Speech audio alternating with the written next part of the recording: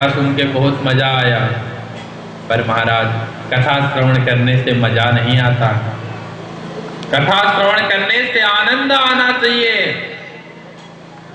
मजा लेने की भाव से कथा को श्रवण मत करो, आनंद लेने की भाव से कथा को श्रवण करो, क्योंकि मजा तो क्षणिक है।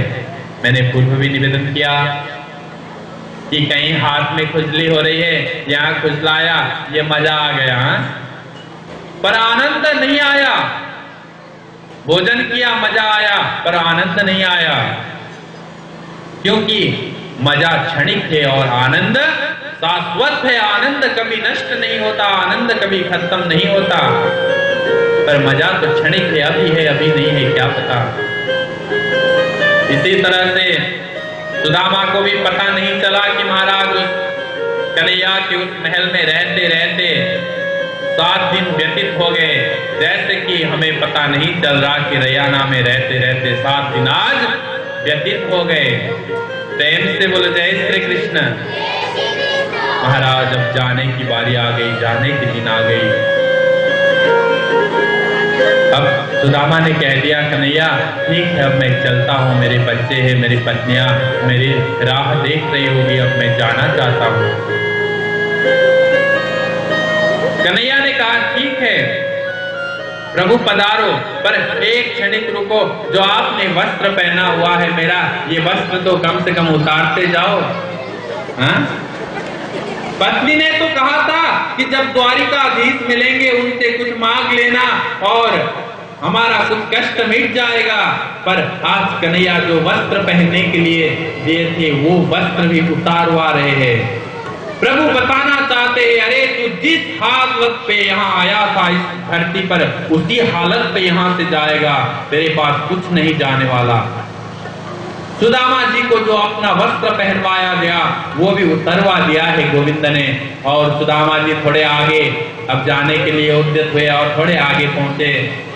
थोड़े आगे पहुंचते ही महाराज सुदामा के मन में था कि कुछ कन्हैया दे देगा जाते जाते, ऐसे खाली तो छोड़ेगा नहीं है, कुछ न कुछ तो देता। अब सुदामा जी कन्हैया की ओर देख के कहते हैं अरे कन्हैया मैं जा रहा हूँ। कन्हैया कहते हैं जाओ जाओ ब्राह्मण देव आप जाओ। और थोड़े आगे सुदामा जी पहुंचे, फिर मुड़कर कहते हैं अरे कन्हैया मैं सचमुच जा रहा हूँ। अरे गोविंद कहते हैं हाँ जी प्रभु आप पधारो पधारो। सुदामा जी के मन में आया अरे ये देने लेने की तो कोई बात ही नहीं कर रहा है। हाँ? इतना बड़ा महल में रहता है, इतने अच्छा है इसके पास सब कुछ, पर देने लेने का कोई बात नहीं कर रहा है ये। फिर थोड़े आगे पहुंचे मेरे सुदामा ब्राह्मण जा रहे घर की वापस। जैसे ही थोड़े आगे पहुंचे फिर उनके मन में आया एक बार इसको कहूं अरे कन्हैया मैं जा रहा हूँ। मेरे गोविंद कहते प्रभु जाओ आप पधारो। अब उस समय सुदामा जी का क्या हालत हुआ। अब सुदामा जी सचमुच जा रहे हैं अपने दरबार की ओर, अपने घर की ओर। सुदामा जाने लगे, पर सुदामा के मन में है कहीं आगे पहुंचने के बाद शायद कन्हैया आवाज दे दे कि सुदामा जी रुको मैं कुछ देता हूँ, पर कन्हैया कोई प्रतिक्रिया नहीं कर रहे हैं। सुदामा तो देख रहे, सुदामा जी जा रहे हैं अपने महल की ओर, कन्हैया ने कोई प्रतिक्रिया नहीं किया। कन्हैया बस देख रहे हैं सुदामा की। थोड़े आगे पहुंचते सुदामा जी पुनः पलट के देख रहे हैं भैया कुछ न कुछ तो देगा ये। हाँ?